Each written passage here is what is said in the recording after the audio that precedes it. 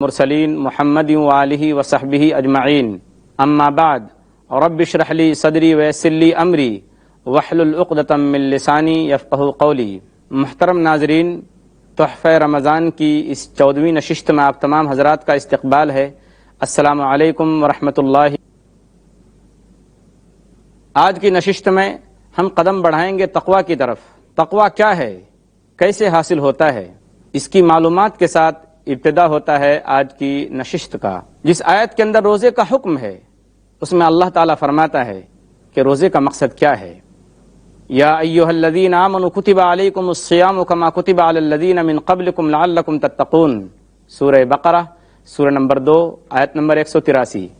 اے مسلمانوں، تم پر روزے فرض کیے گئے اسی طرح جس طرح سے تم سے پچھلی امتوں پر فرض کیے گئے تھے، تاکہ تم متقی بن جاؤ۔ تو یہ تقویٰ کیا چیز ہے؟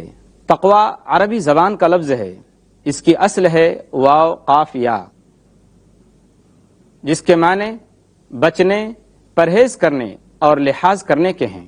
لیکن وحی محمدی کی اصطلاح میں تقویٰ دل کی اس کیفیت اور حالت کا نام ہے جو اللہ تعالیٰ کے ہمیشہ حاضر و ناظر ہونے کا یقین پیدا کر کے دل کے اندر بھلائی اور برائی کے درمیان فرق پیدا کر دیتی ہے، اور بھلائی سے رغبت اور برائی سے نفرت پیدا کر دیتی ہے۔ دوسرے لفظ میں ہم یوں کہہ سکتے ہیں کہ تقویٰ ضمیر کے اس احساس کا نام ہے جس کی بنا پر ہر کام میں اللہ کے حکم کے مطابق شدید رغبت اور اس کی مخالفت سے سخت نفرت پیدا ہو جاتی ہے۔ یہ بات کہ تقویٰ دل کی اس کیفیت کا نام ہے، اللہ تبارک و تعالیٰ نے اس آیت میں بیان فرمائی ہے جو ارکان حج کے بیان کے موقع پر ہے۔ اللہ کا فرمان ہے وَمَن يُعَظِّمْ شَعَائِرَ اللَّهِ فَإِنَّهَا مِن تَقْوَى الْقُلُوبِ، اور جو اللہ کی نشانیوں کی عزت کرے تو یہ دل کے تقویٰ کی وجہ سے ہے۔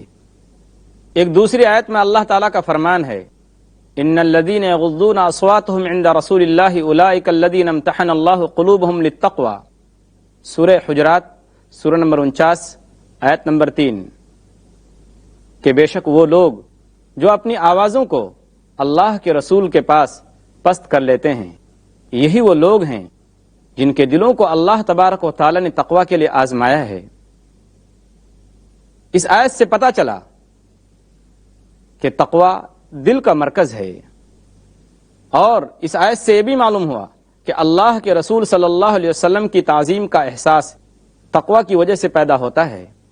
فَأَلْهَمَهَا فُجُورَهَا وَتَقْوَاهَا، سورہ شمس، سورہ نمبر 91، آیت نمبر 8۔ پھر ہم نے اس کو بدی کی اور بچ کر چلنے کی راہ سجھا دی۔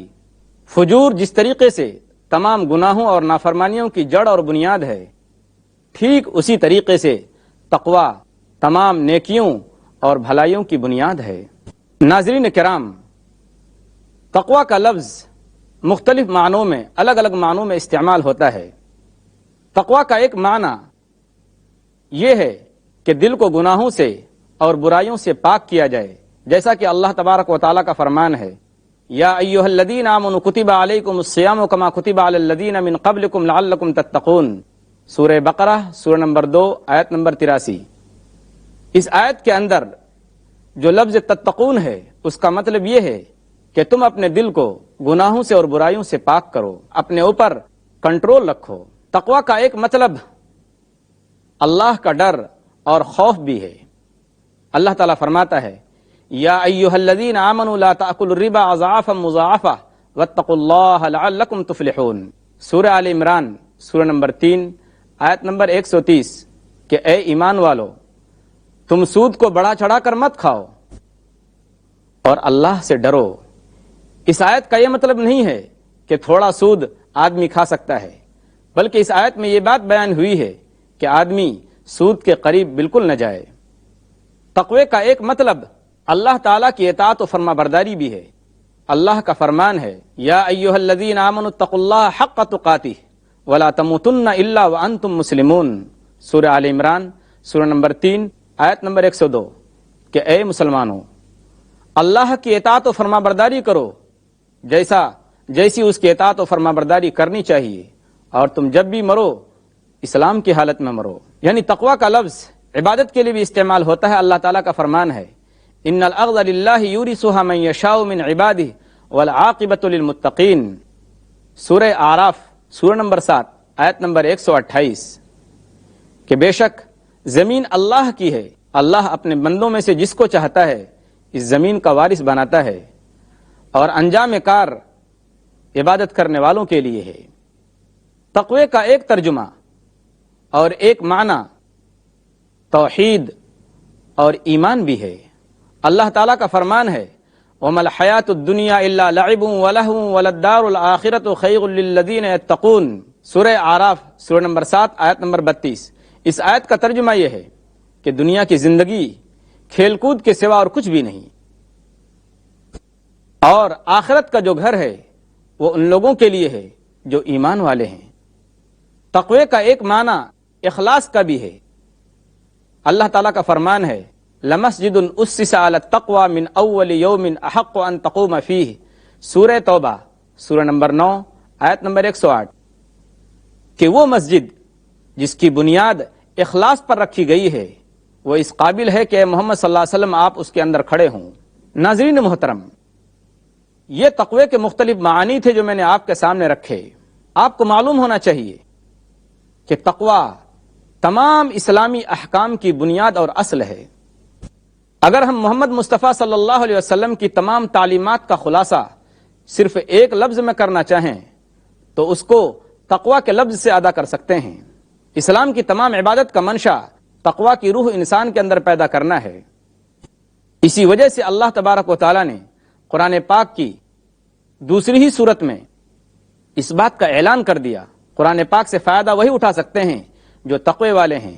ہدی للمتقین، سورہ بقرہ سورہ نمبر 2 آیت نمبر 2، یعنی قرآن ہدایت ہے ان لوگوں کے لیے جو متقی ہیں، اللہ سے ڈرنے والے ہیں۔ اسلام کی تمام عبادتوں کا منشا اور مقصد تقوی ہی ہے۔ اللہ کا فرمان ہے یا ایھا الناس اعبدوا ربکم الذی خلقکم والذین من قبلکم لعلکم تتقون، اے لوگو اپنے رب کی عبادت کرو جس نے تم کو پیدا کیا ہے اور ان لوگوں کو بھی پیدا کیا جو تم سے پہلے تھے تاکہ تم متقی بن جاؤ۔ روزے کا منشا بھی تقوی ہی ہے، جیسا کہ اللہ کا فرمان ہے یا ایھا الذین آمنوا کتب علیکم الصیام کما کتب علی الذین من قبلکم لعلکم تتقون، سورہ بقرہ سورہ نمبر 2 آیت نمبر 183، کہ روزہ تم پر اس لیے فرض کیا گیا ہے تاکہ تم متقی اور پرہیزگار بن جاؤ۔ حج کا منشا بھی تقوی ہی ہے۔ وَمَن يُعَظِّمْ شَعَائِرَ اللَّهِ فَإِنَّهَا مِن تَقْوَى الْقُلُوبِ، اور جو شخص اللہ کی نشانیوں کی عزت کرے تو یہ دل کے تقوی کی وجہ سے ہے۔ سورہ حج سورہ نمبر 22 آیت نمبر 32۔ قربانی کا منشا اور اس کی غرض بھی تقوی ہی ہے۔ اللہ کا فرمان ہے لن ینال اللہ لحومها ولا دماؤها ولکن ینالہ التقوی منکم، سورہ حج سورہ نمبر 22 آیت نمبر 37، کہ جو تم قربانی کرتے ہو، جو اپنے جانور قربان کرتے ہو، تو ان جانوروں کا خون اور اس کا گوشت اللہ کو نہیں پہنچتا بلکہ تمہارے دل کا تقوی اللہ کو پہنچتا ہے۔ اس کے ساتھ ساتھ جب ہم دیکھتے ہیں کہ اور کون سی ایسی عبادت ہے جس کا منشا تقوی ہے، ناظرین محترم، زندگی کے ہر مرحلے میں، چاہے وہ حج کا سفر ہو یا زندگی کا کوئی بھی مرحلہ ہو، راستے کا توشہ مال و دولت سے بڑھ کر تقوی ہے۔ اللہ تعالیٰ کا فرمان ہے وَتَزَوَّدُوا فَإِنَّ خَيْرَ الزَّادِ التَّقْوَى، کہ اے لوگو راستے کا سامان لے لو، توشہ لے لو، اور بہترین توشہ تقوی کا توشہ ہے۔ ہماری زیب و زینت اور خوبصورتی کا سامان ظاہری لباس سے بڑھ کر تقوی کا لباس ہے۔ وَلِبَاسُ التَّقْوَى ذَلِكَ خَيْرٌ، سورہ اعراف سورہ نمبر 7 آیت نمبر 26۔ اور تقوی کا لباس بہترین لباس ہے۔ اسلام کا اخلاقی نظام بھی تقوی کی بنیاد پر ہے۔ فرمان رب ہے وَأَن تَعْفُوا أَقْرَبُ لِلتَّقْوَى، سورہ بقرہ سورہ نمبر 2 آیت نمبر 237، اور تم معاف کر دو یہ تقوی کے زیادہ قریب ہے۔ اعدلوا هو اقرب للتقوى، سورہ مائدہ سورہ نمبر 5 آیت نمبر 8، انصاف کرو یہ تقوی سے زیادہ قریب ترین چیز ہے۔ وَإِن تَصْبِرُوا وَتَتَّقُوا فَإِنَّ ذَلِكَ مِنْ عَزْمِ الْأُمُورِ، سورہ آل عمران سورہ نمبر 3 ناظرین کرام، ایک بار پھر ہم آپ کا دلی خیر مقدم کرتے ہیں آپ کے پسندیدہ پروگرام تحفہ رمضان میں۔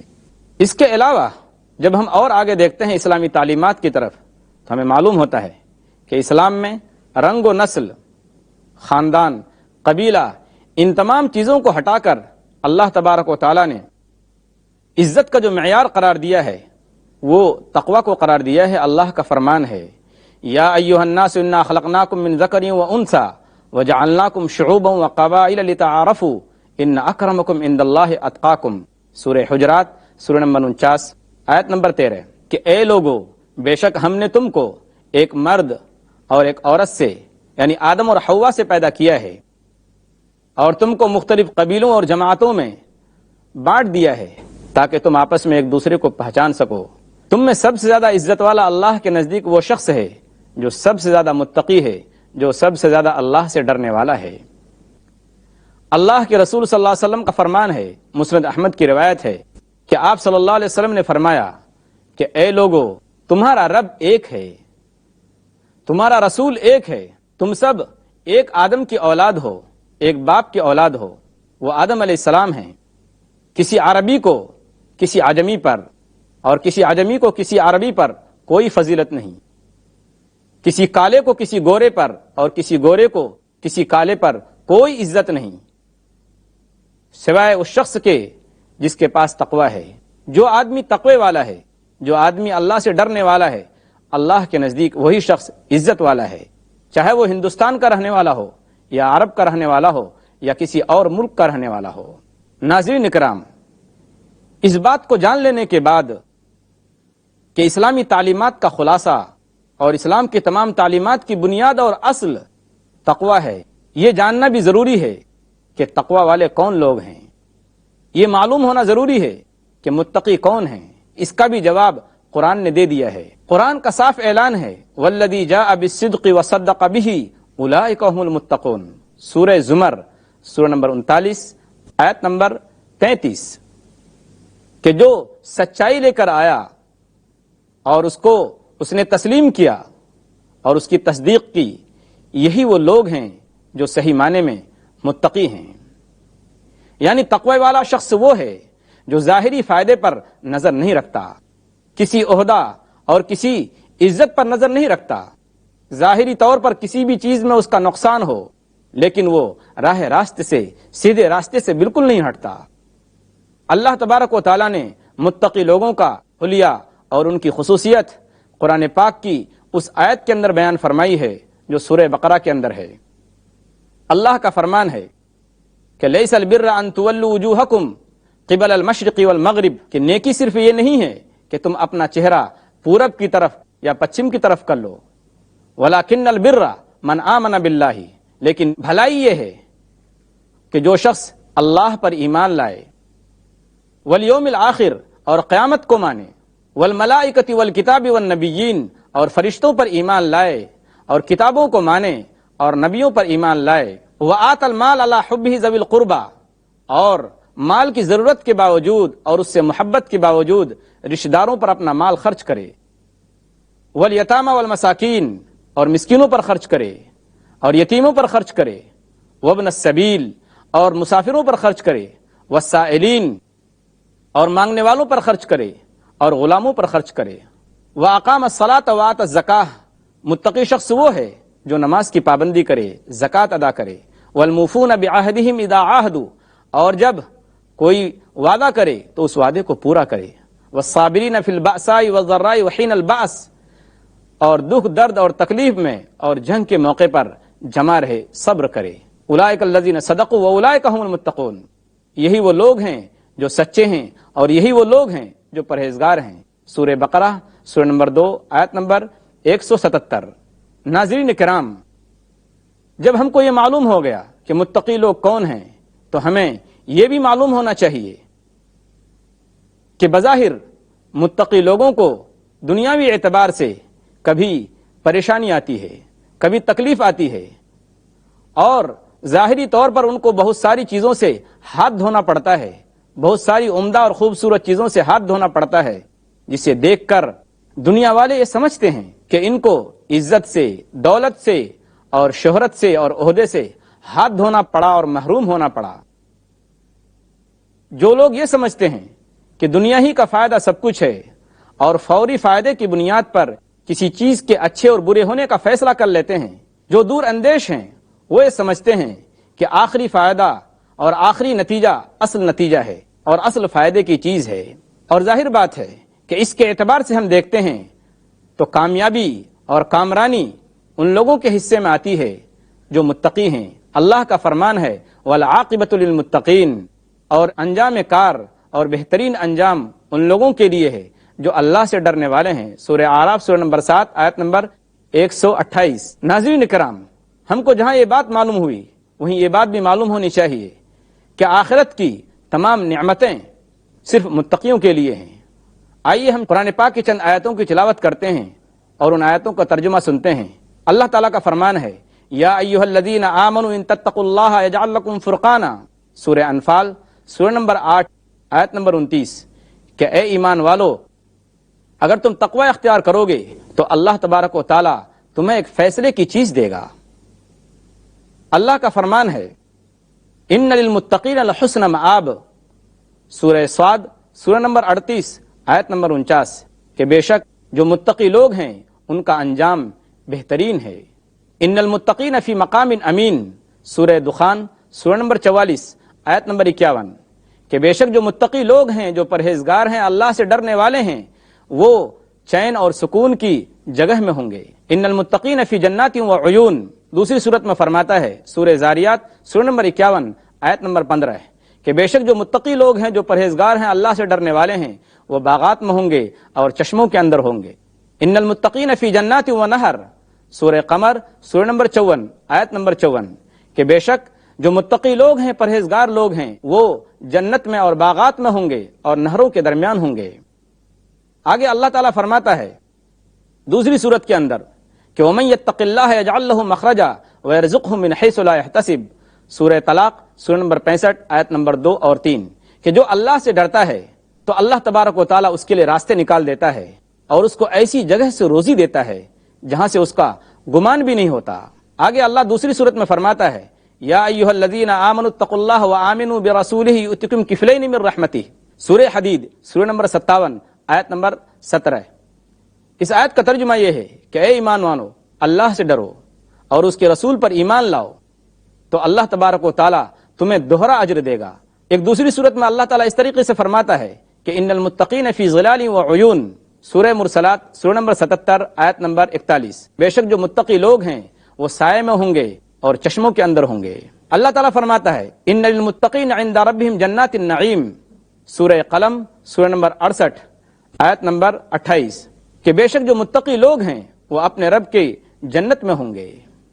یہ تمام آیتیں جو ہم نے آپ کے سامنے پڑھی ہیں، ان تمام آیتوں کا خلاصہ یہی ہے کہ آخرت کا جو گھر ہے اور اچھا جو ٹھکانہ ہے وہ صرف ان لوگوں کے لیے ہے جو تقوی کی زندگی گزارتے ہیں، جو اللہ سے ڈرتے ہیں۔ جو لوگ اللہ کی خوبیوں کو زیادہ جانتے ہیں، اللہ کی صفات کو زیادہ جانتے ہیں، وہی سب سے زیادہ اللہ سے ڈرتے ہیں۔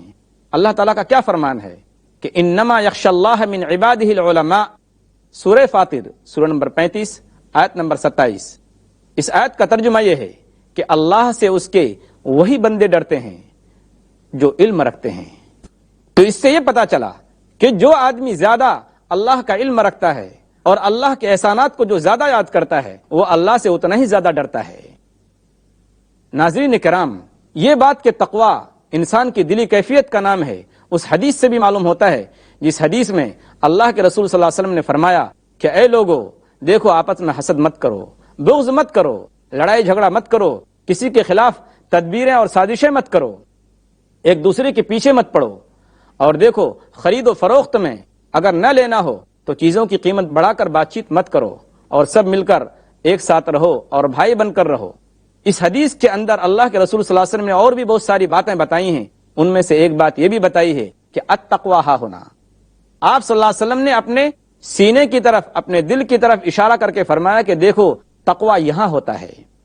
وَيُشِيرُ إِلَى صَدْرِهِ 3 مرار، اور آپ صلی اللہ علیہ وسلم نے 3 مرتبہ سینے کی طرف اشارہ کیا اور فرمایا کہ تقوی کی جو جگہ ہے وہ دل ہے۔ یہ حدیث صحیح مسلم کتاب البر والصلہ حدیث نمبر 2564۔ ہم آخر میں اللہ تعالیٰ سے دعا کرتے ہیں کہ اللہ تبارک و تعالیٰ ہمارے دلوں میں تقوی کی صفت پیدا فرمائے، اور اللہ تبارک و تعالیٰ ہم کو متقی لوگوں میں شامل فرمائے، آمین۔ وآخر دعوانا ان الحمد للہ رب العالمین، والسلام علیکم ورحمۃ اللہ وبرکاتہ۔